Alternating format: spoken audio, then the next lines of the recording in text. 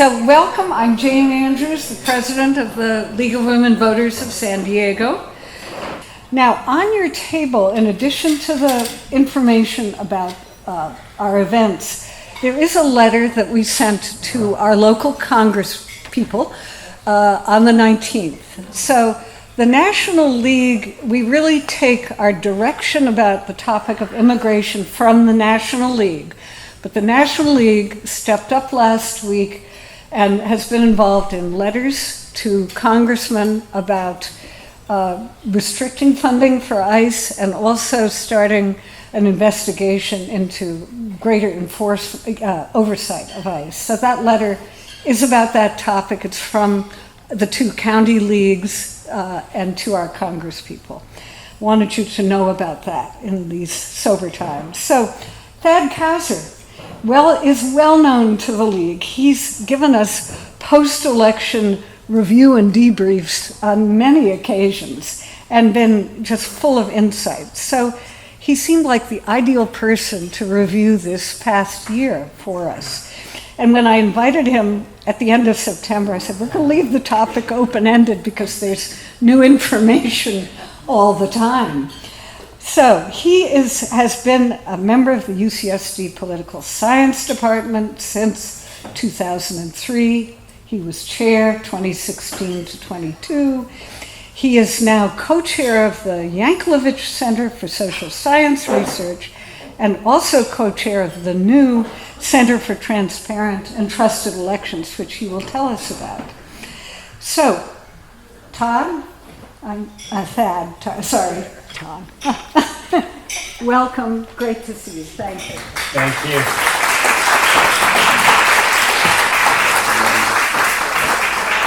Thank you so much, Shane. It's great to see so many friendly faces who I've known from events over the years, and it's wonderful to be invited to speak here at the League's one-year birthday party for the Golden Age of America, because you're a nonpartisan organization, right? So we'll try very hard to stay nonpartisan, but Jane asked me to reflect on, to start by reflecting on kind of where we are 1 year and 1 day into this administration. I'm going to talk about that. I will talk, hopefully, to make sure the mood stays optimistic about some of the work that our team at UC San Diego and other universities around the country is doing to support election officials, the people who are really on the front lines of democracy and who have been defending it, but who really face continuing challenges. And then we can talk about whatever you want to talk about that you can fit on a 3x5 note card. All right.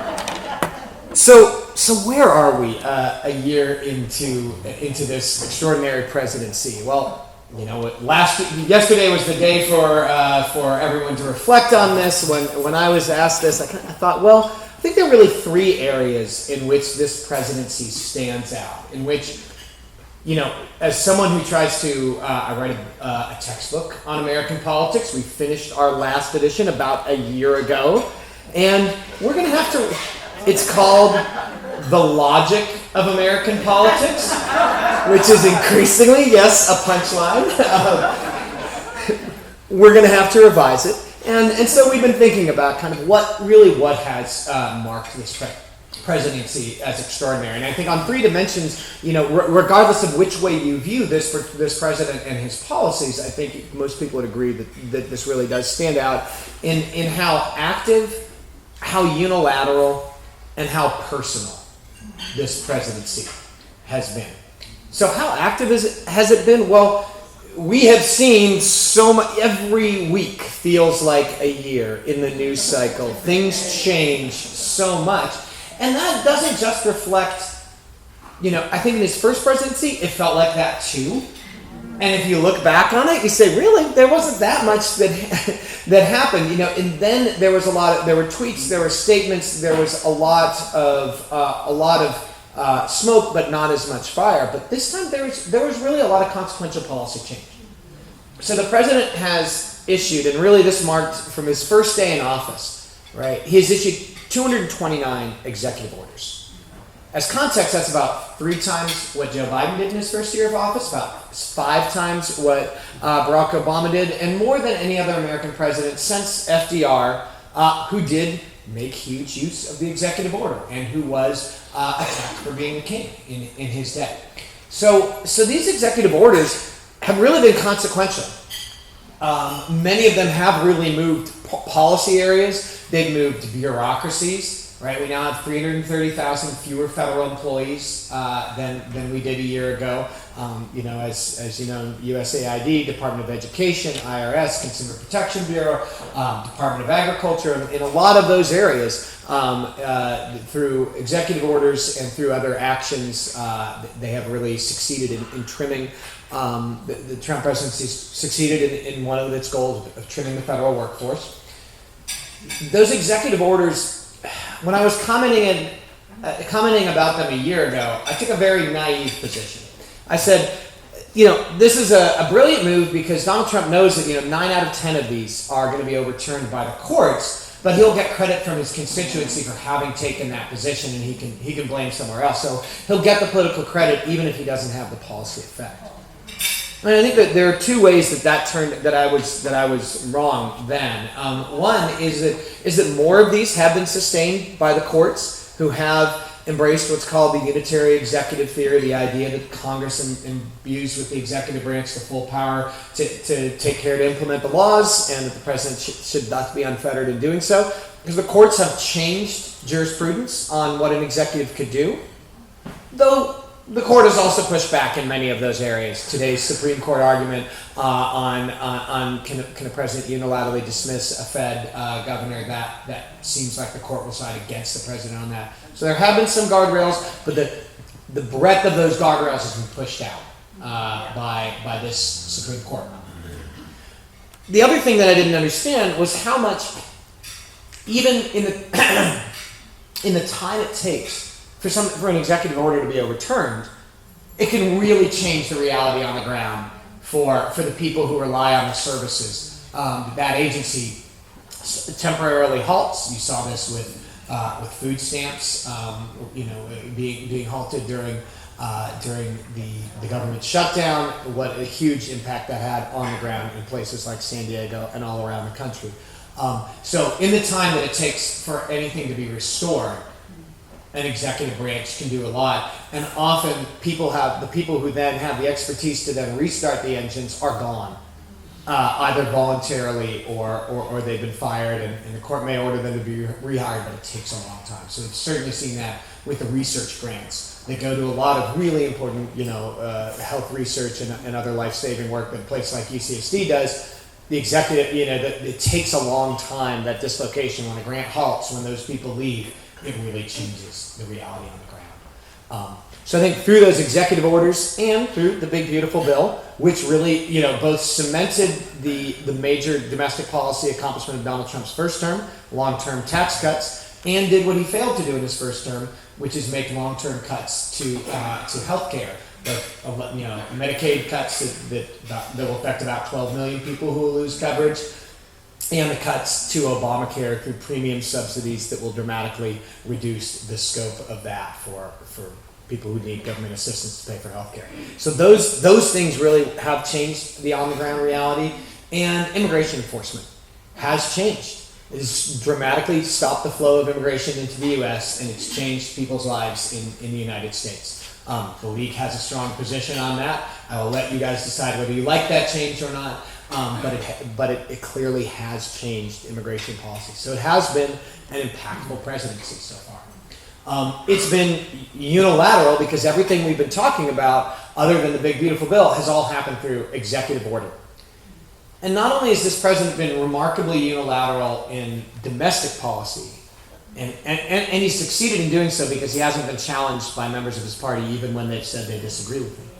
But we've also been remarkably unilateral in foreign policy. So the breakdown of long-standing alliances, and I think this week what we've seen in the speech in Davos, there was an attack on Canada, an attack on Europe. The head-spinning nature of this is that many of our long-standing allies are now talking about creating a world and a new set of alliances that now that they cannot rely on the United States to be a reliable partner. And that means that doesn't just change when a new president comes in 2029, right? That fundamental loss of faith, if Europe says, we can't put all our eggs in this basket, and people say, you know, they can't trust the United States, that changes our long-term peace in the world and makes us more of a lone power. Donald Trump's argument is that's okay. We are the preeminent superpower and the only superpower in the world, but that won't be the long-term reality in 10 or 20 or 30 years. And so those alliances will, in my view, need to be rebuilt. And then finally, this has been a personalistic presidency to a degree that I don't know that we've seen in the modern kind of party-based era. So there's now really is the party of Donald Trump, his ability to play a role in his own primaries in a way that's absolutely determinative and really shape fields, right? Is something that we haven't seen any other president be that aggressive or that successful. The extent to which U.S. policy, the extent to which, you know, domestic policy through sort of his intervention with the Department of Justice in asking publicly for his political enemies to be prosecuted. And that's something we haven't seen since well, I mean, Nixon at least did it privately. But it's something we haven't seen since Nixon. And the revelations this week, right? That he's explicitly using U.S. tariff policy to try to gain cooperation with Greenland. And then today, or yesterday in Davos, when he said that he had these massive tariffs on Switzerland because their prime minister rubbed him the wrong way. We just haven't seen American foreign policy made in anywhere near that personalistic a manner. And so I think that is one of the ways in which he will stand out in the history books. What do the American people think of that? The American people have not responded well to this presidency. Donald Trump came in a year ago. He was at 57% approval at the beginning of his term. Only 40% of people disapproved of him. This was actually really a high watermark for him throughout his career. He won this surprisingly convincing victory in 2024, and his popularity levels, you know, reached heights that they hadn't seen even in the beginning of his first term. After about a month of executive orders and unilateral action that was really focused not on inflation reduction but on other issues that were more core to his base, he lost much of that support. But the turning point really came in the summer and around June, and that was where his approval, you know, started to turn negative. In his approval, there was one issue that has been key to Donald Trump throughout his career, right? That really was, he was a single issue candidate early in the primary, talking about immigration. So immigration and what has been his core issue, and it was a huge part of why he won the 2024 presidential election. And the American public really turned when he moved. Really think about what did June mark. It marked in Los Angeles and the deployment of the National Guard in Los Angeles to support a lot of a lot of interior enforcement of immigration policy. Excuse me. In the first few months of his presidency, he was focused on the border. He was focused on violent criminals, and we were talking about MS-13 members and Alberto. Thank you, Alberto Garcia, and there were many on the left who were very concerned about this, but there are many people in the middle of the spectrum who were okay with this. As it moved from border enforcement to interior enforcement, as that became the primary goal of his immigration policy, and that's really what we've seen in the last 6 months, and especially what we've seen in Minnesota in the last few weeks. That has proven wildly unpopular. So his approval ratings on the issue of immigration, which was his single most popular issue in which he had the most approval, that turned negative around June and continued to trend negative. And it's why sitting here today, he went from 17 points above water in popularity to about 12 to 15 points below water. And this is all from kind of Nate Silver's amalgamation of polls. So right now he is, his popularity is quite low. Thank you very much. And And so he has, of course, many concerns going into the midterm election. He said last week it's almost a psychological thing that sometimes, however well you're doing as a president, if you win the presidency, you're going to lose the midterm. So he is starting to recognize that reality. But we have a long way to go there in politics, and we have a lot of votes to count, and we have a lot of threats to our voting system and trust in our elections, which, as the league knows from, your this being a central issue for the league, the integrity and the participation in and public faith in the electoral process and the in elections themselves is key to democracy. And so at UC San Diego, we've been privileged over the last 2 election cycles to work with the people who really are the folks who on a daily basis are ensuring that elections are trustworthy. That was always the job of an election official, a county registrar, a secretary of state, a state elections director, to make sure that elections were trustworthy. And then that job changed in the wake of 2020. Their job became convince people to trust elections, convince the public that what you were doing did follow procedures, that you were not rigging the system. And so since 2020, these election officials have been really amazingly entrepreneurial in changing what they did on a day-to-day basis, from just making sure that what happened inside their buildings was done right, to opening the doors of their buildings, sometimes physically with tours of their facilities, sometimes through video cameras. So in Ada County, Idaho, which is where Boise is, they just opened up a new facility with glass walls around their vote counting areas and 60 cameras live streaming everything that they did, trying to use radical transparency to increase trust in elections.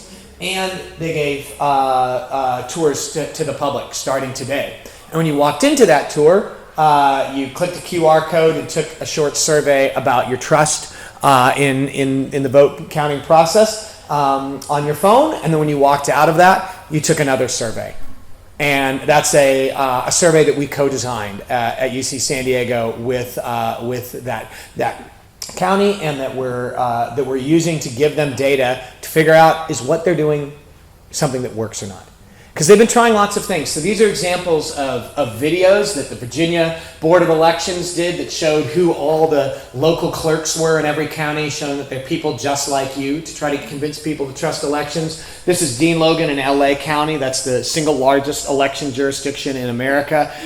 He did a large social media campaign. This was on regular media, but he did a large social media campaign to show people why they should trust elections. In Contra Costa, they were showing people how signature verification worked.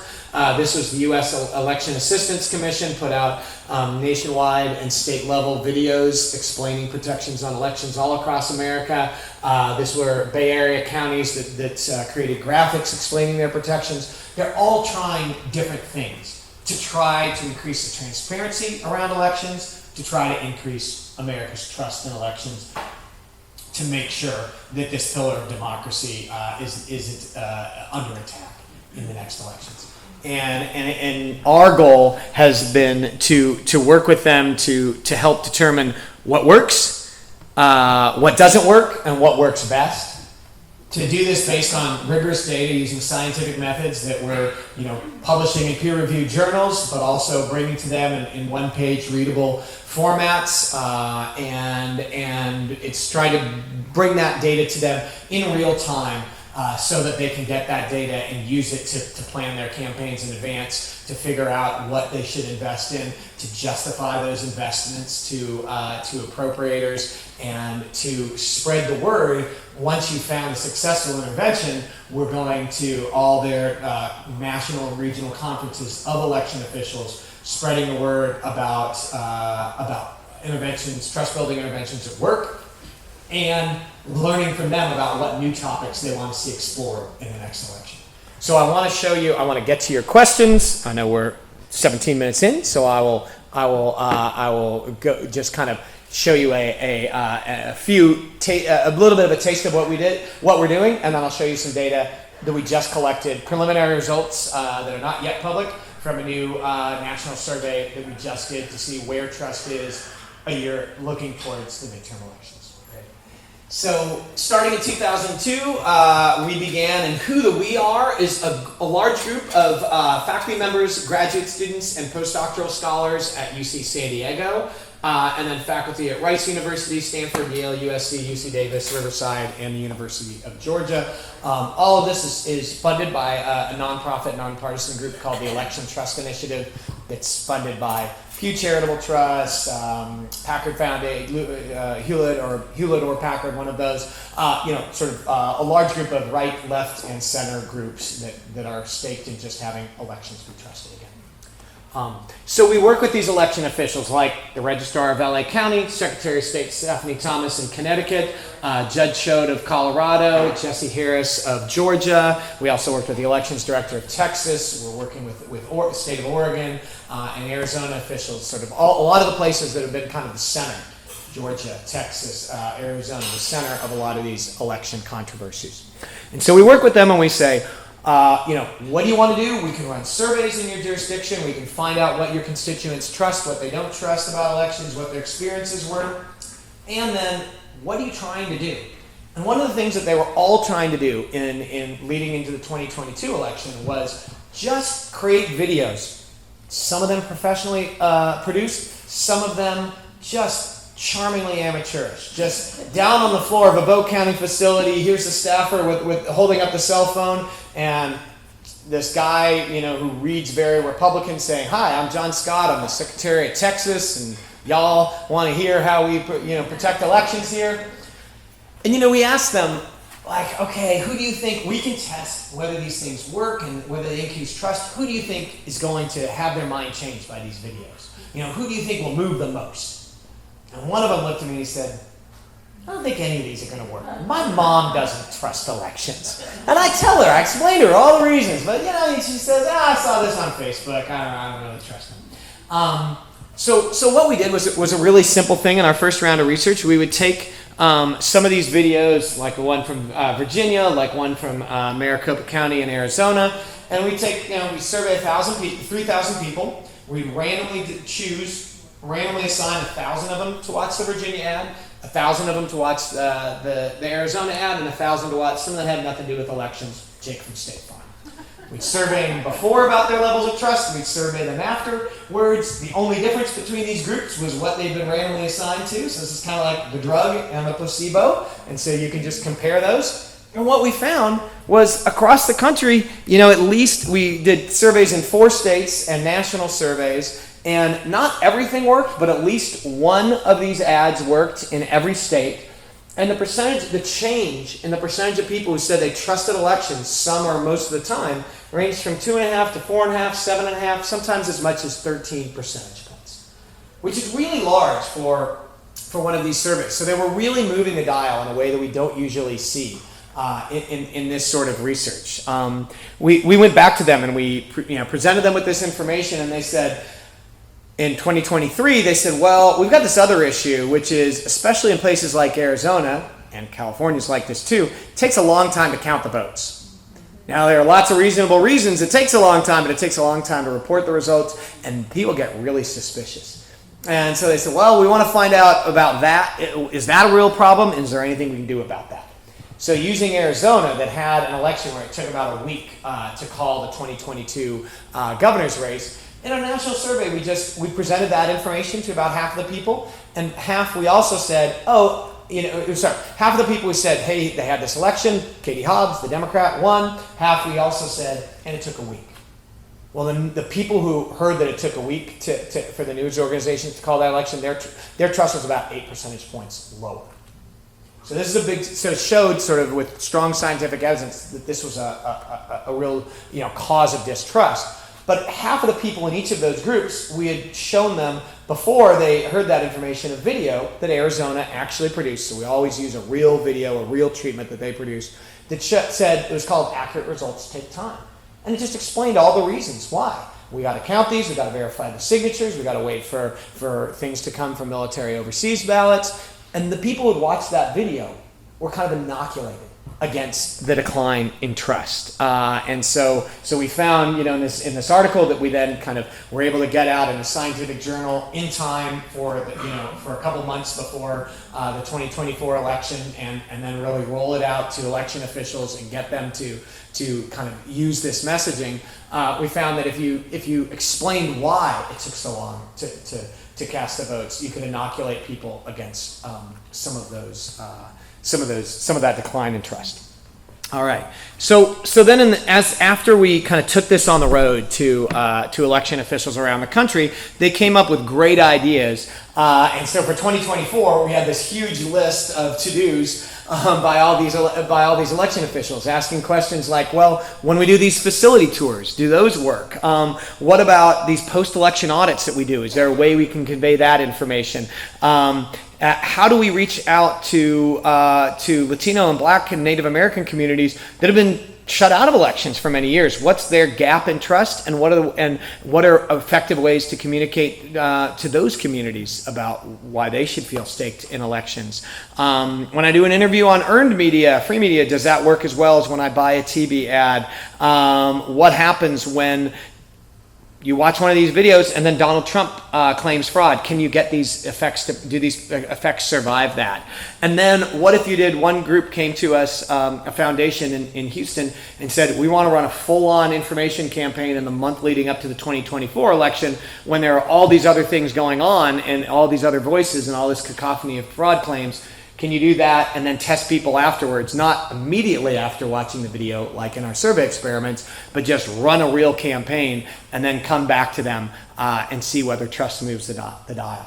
So we had a really a long list of things to do, but a lot of great partners, election officials in places like Contra Costa County and Connecticut who worked with us. They even co-created videos with us so that we could answer their questions. I want to get to answering your questions. So I'll just say briefly a few things. When you take a tour of an election facility, and this is Stephen Richer in Maricopa County, the recorder who does those tours, and you click a QR code, you walk in, you walk out. Here's what we found. I'm going to show you black bars are where people were in their trust before the tour, gray bars are afterwards. Republicans walked in, relatively low levels of trust, and moved the most from before to after. Democrats, independents were kind of in between. They were medium in trust. They moved a medium amount. Democrats were pretty trusting walking in and all trusting walking out. So each group had a significant increase in trust, but the people who were least trusting moved the most, which is something we've often found over and over again and something really encouraging. But you might say, you can't get that many people. Even though they did about 100 tours in the election year, you can't get that many people through your doors. Well, they were also doing video tours, video versions of their tour and putting them out on YouTube, and doing virtual versions of tours, kind of like when you're shopping for a house and you do that weird virtual tour. They created one of those of their election facilities. We tested those in national survey experiments and in Arizona survey experiments, and each of those similarly increased trust and also moved Republicans by moved the least trusting group by the most. Stephen Richer was a great partner. We had him, he's often on local media. We had him take the exact same script that he used in local media, explaining the protections on elections, and shoot a PSA style video in front of a green screen at our office, and then we put B-roll of his election facilities, and we found out that those were both equally effective. So that can really increase trust.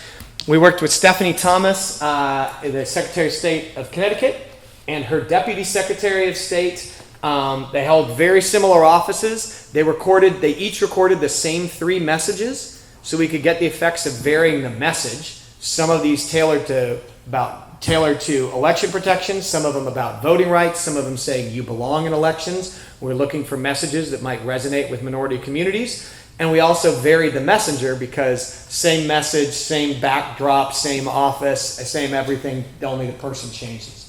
What we found, the message mattered. Messages about inclusion and voting rights resonated more with members of minority communities. The messenger didn't. A white woman was just as effective as a black woman in these messages, even among black respondents. Encouraging for election officials, anyone can communicate with a broad set of constituents. So that's just a little bit of a taste. I've got lots more that I could show you. Let me zoom ahead and just kind of show you one bit of data on where we are today.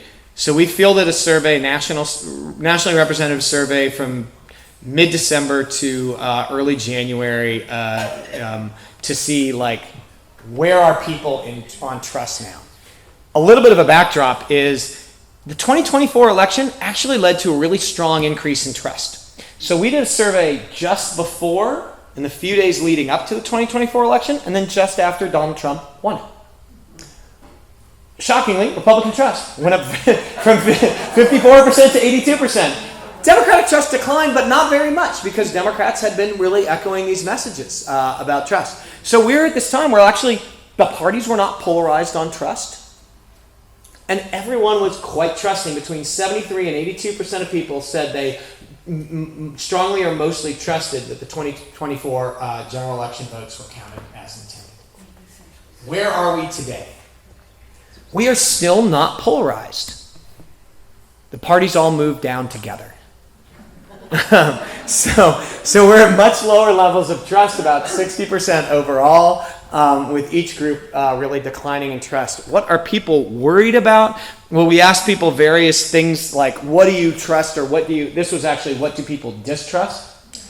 Republicans are in red, Democrats in blue, independents in between.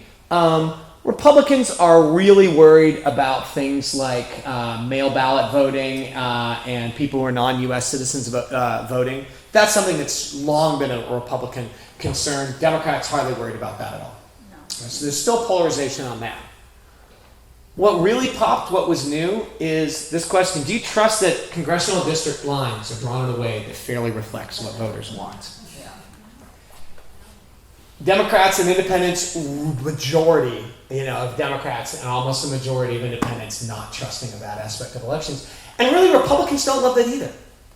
So these redistricting wars, and we asked another question, like basically, do you think Republicans have rigged elections through congressional lines? Do you think Democrats have? Democrats say Republicans have. Republicans say Democrats have rigged it. But both parties, a lot of them say, yeah, my own party's rigged it. Go back to that debate we were having on Prop 50 in California. So I think the redistricting wars have eroded, that's been part of the erosion of trust in U.S. elections. There have been a lot of other things going on. But I think the redistricting wars have been part of it. All right. I'm looking forward to your questions. Thanks so much for your attention, and whoever would like to, let's hear what you guys want to talk about. And there's room for more. As you think of new ones, this is a great opportunity to ask an expert.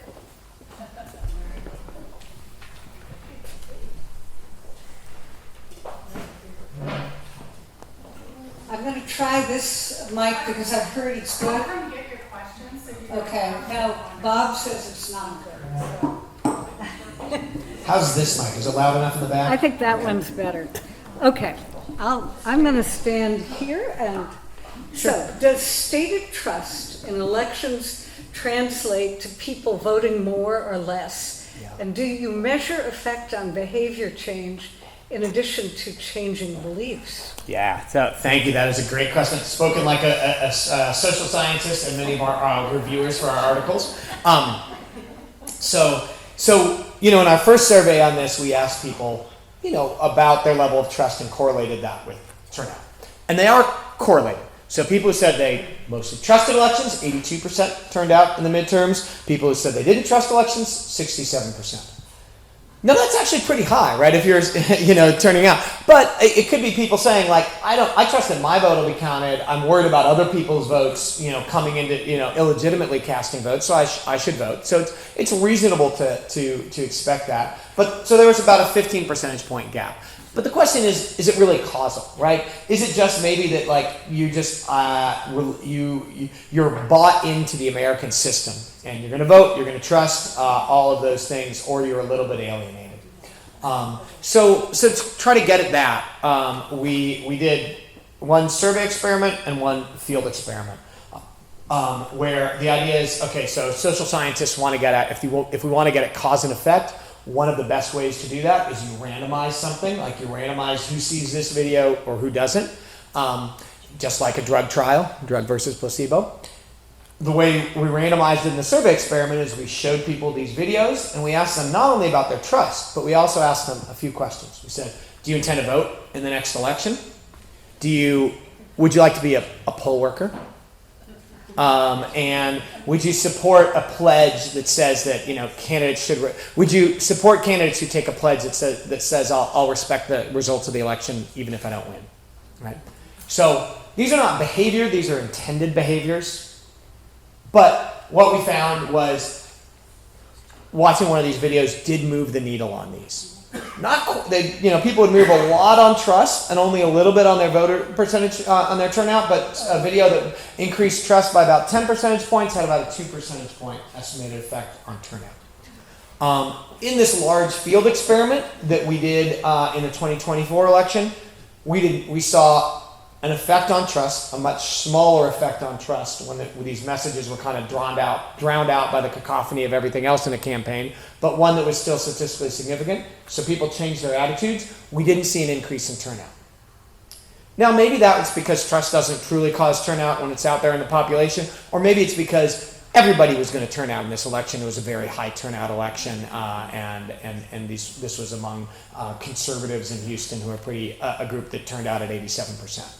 So we don't yet have a nailed down answer, but we're very interested in this question of whether changing your trust is just a change of your mind or whether it changes your attitudes and behavior.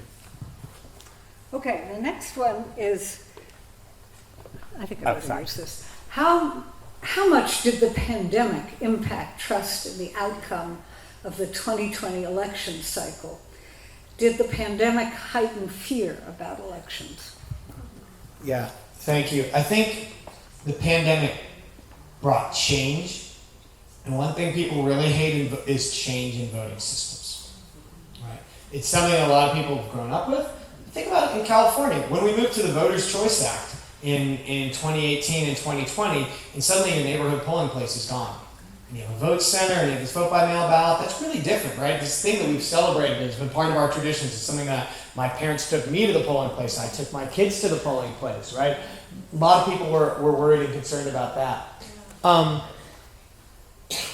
Trust went down among mostly Republicans in 2020, and a lot of that was people saying, the Democrats are changing the rules, and I think they're changing the rules to try to win the game, right? I can absolutely understand why Republicans thought that, especially when their leaders were telling them Democrats are trying to rewrite the rules to change the game.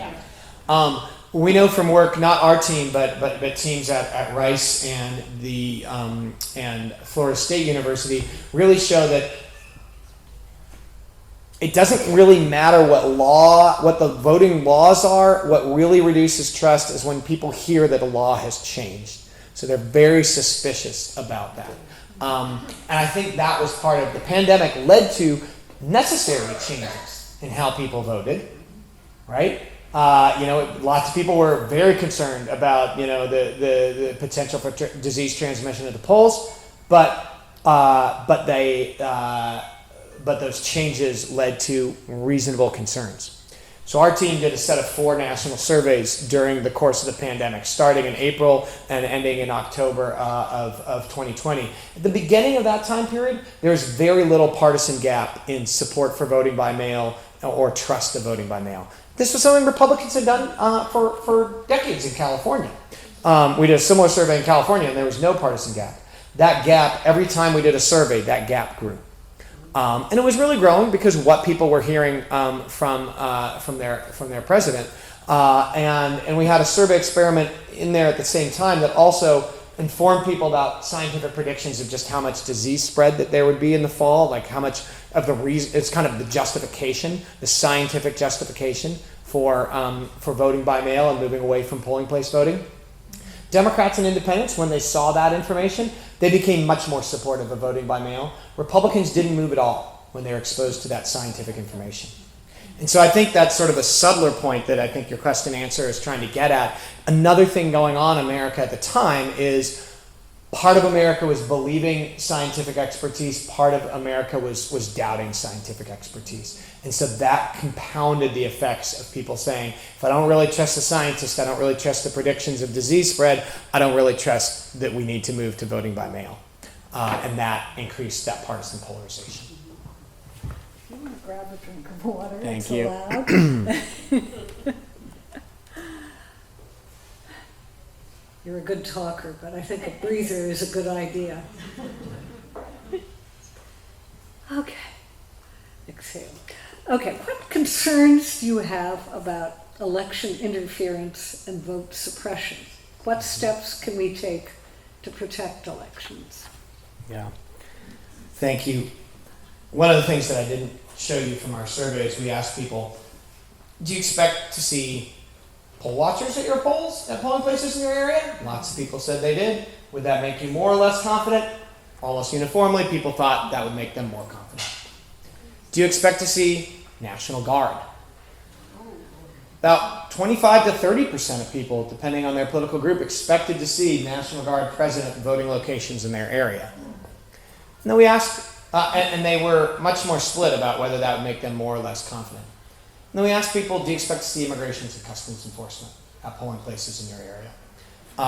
And those numbers were very polarized along party lines, with Democrats and independents much more likely, but like about a third or more of people said that they're expecting to see this presence in their area, and that made them much less confident, kind of across all lines, but especially Latinos and Asian Americans, very worried about the presence. And then we asked similar questions about things like, do you expect, even if you're a U.S. citizen, to be questioned about your citizenship? So there's a lot of apprehension. Will that come to fruition? We have a lot of really strong laws around what people can do on interfering in elections that prescribe, that say that really don't give law enforcement any role at the polling place and allow election officials to protect the polling place process. And so in the 2020, in a special election, in the Prop 50 election, the Department of Justice sent some poll monitors to Orange County. And the Orange County registrar said, that's fine. We have poll watchers all the time. We have a lot of things to make sure they can't talk to anyone and can't interfere, and we'll protect your vote.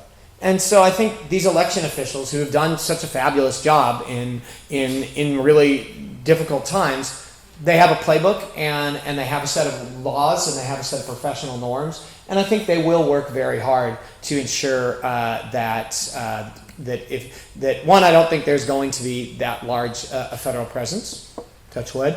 But if there is, there are laws and safeguards that prescribe them from interfering directly in the voting process. Okay, we have two more. Oops, forgot my glasses.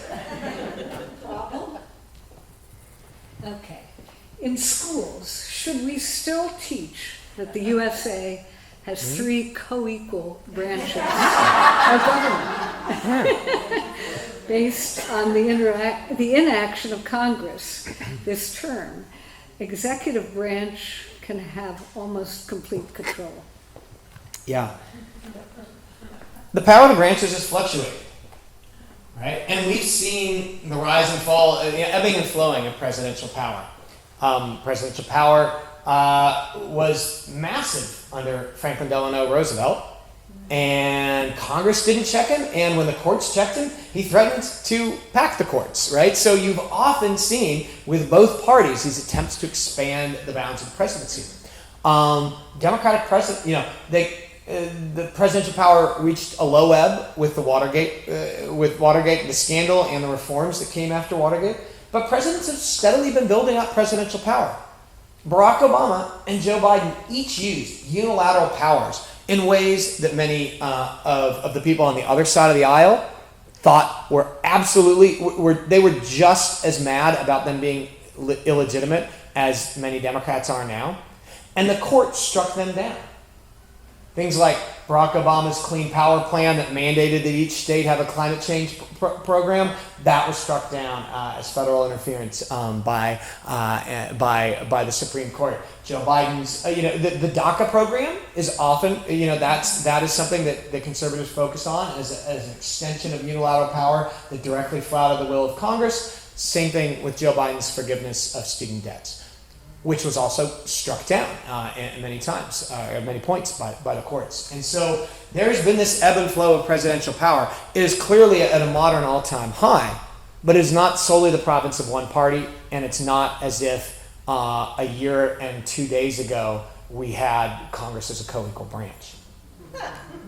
But also, Congress's power rises and falls, and its level of opposition and assertion of its power rises and falls with whether it's controlled by the same party as the presidency or not. And if the Democrats do retake the House, we're not going to be talking about congressional inaction anymore in the next term.